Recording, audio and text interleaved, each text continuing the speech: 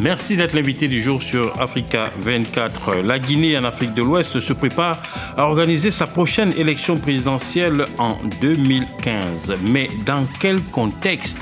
Monsieur Fodé Mohamed Souma, vous êtes le président du Parti Génération Citoyenne, la GCI. Vous êtes également ancien candidat à la présidentielle en Guinée. Avant de faire le tour d'horizon de l'actualité politique dans votre pays et d'évoquer justement les enjeux de cette présidentielle 2015, peut-être devons-nous nous arrêter sur l'actualité immédiate qui est marquée fatalement par le virus Ebola. Où est-ce qu'on en est aujourd'hui du côté de la Guinée avec cette épidémie? La situation est difficile. Comme vous avez dû l'apprendre, hier, on a eu un drame en forêt à Oumé avec du personnel médical, des autorités qui ont été assassinées froidement. Donc je crois qu'il y a un problème d'information, un problème d'éducation des masses qui pose problème. Mais au-delà, je pense qu'il y a des mesures idoines qui sont prises à l'instar des Sierra Leone avec le confinement de la population. Donc la fête de l'indépendance a été reportée, c'est une bonne chose. La rentrée des classes également. Je pense que si jamais Ebola entrait à l'école, ce serait vraiment l'hécatombe au sein des familles. Donc il y a des mesures qui sont prises et des mesures sanitaires, des mesures sécuritaires. Je pense que nous allons y arriver, mais il faudrait vraiment que dans la sous-région, il y ait une certaine forme de synergie, d'action, et c'est ce qui est en train de se faire. Alors quand vous dites, hier il y a eu cet assassinat du côté des Zérékoré, hier c'était le 19 septembre, oui. Hein, c'est là où effectivement des agents de l'administration allant sensibiliser les populations ont été pris à partie et puis certains assassinés. Comment expliquer d'ailleurs que malgré les mesures prises par les autorités, la maladie continue à faire autant peur aux populations guinéennes? Non, c'est parce que ce qui aurait dû être fait au départ n'a pas été fait. Il fallait dans un premier temps cloisonner les zones où il y a eu, où l'épidémie était quand même perceptible et empêcher que les gens y aient accès. C'est ainsi qu'on peut éradiquer le mal. Et la deuxième difficulté, c'est que c'est la première fois que Ebola entre en zone urbaine, interurbaine. Donc, nous n'avons pas bien géré cette situation en Guinée et il n'y a pas eu aussi ce qu'on appelle l'éducation des populations. Je ne peux pas comprendre aujourd'hui que l'ignorance puisse donner de tels résultats comme celle qu'on a eue, mais c'est vraiment la bêtise humaine. On ne peut pas s'en prendre à un personnel médical qui a payé un lourd tribut et qui vient vous aider.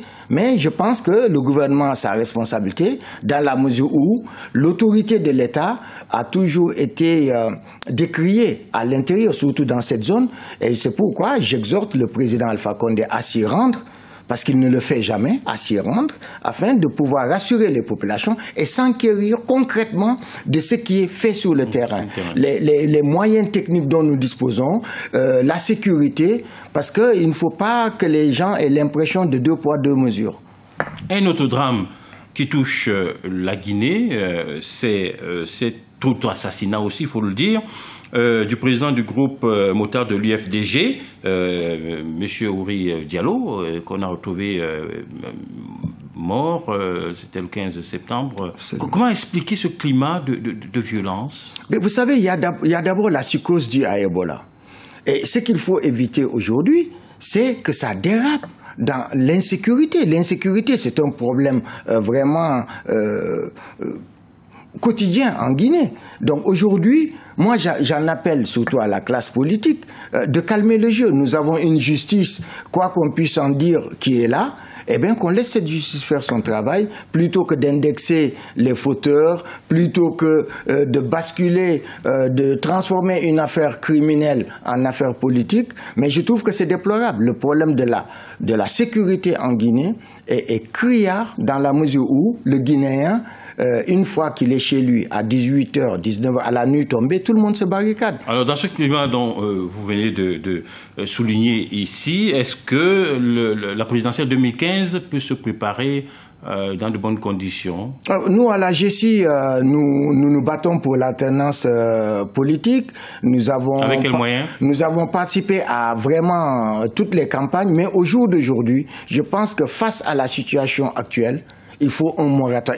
Je trouve que c'est même indécent au moment où nous parlons, de milliers de morts, le monde qui vient à notre secours, qu'on soit là à parler d'élections, de CENI, de fichiers électoraux. Mais est-ce que la vie doit s'arrêter parce qu'il y a Ebola? Absolument pas. Je crois que Ebola doit être la priorité des priorités, tout en permettant à la cité de fonctionner.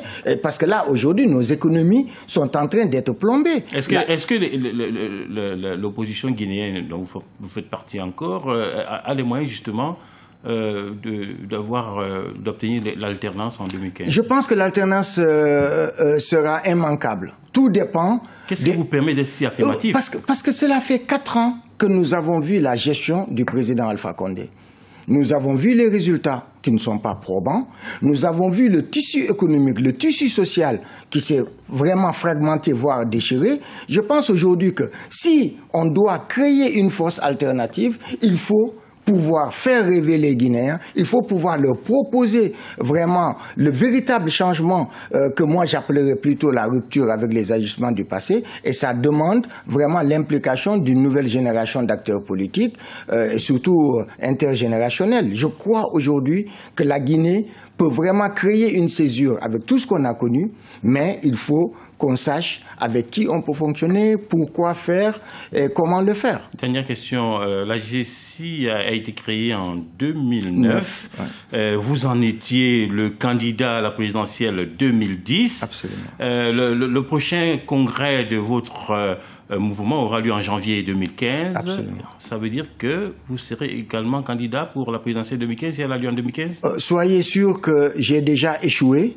Et s'il y a un candidat qui a plus de chances que moi d'y parvenir, soyez sûr que j'appuierai sa candidature. Et si nous pouvons créer une coalition qui puisse permettre cette alternance que les Guinéens attendent vraiment d'une façon amène, eh bien, soyez sûr que la GECI pourrait aller se coaliser avec d'autres afin que nous puissions réussir le véritable changement que les populations guinéennes attendent. Merci beaucoup, M. Fodé Mohamed Souma, d'avoir été notre invité du jour. Je rappelle que vous êtes le président du parti Génération Citoyenne, donc la GECI, ce parti qui a été créé en 2009 et qui milite pour un véritable changement, mais pacifique, on va le dire. Ah, bien sûr, par la voie des urnes. Voilà, la Guinée qui aura donc, si tout reste en état, la prochaine élection présidentielle en 2015. Restez sur notre chaîne, l'information continue sur Africa 24.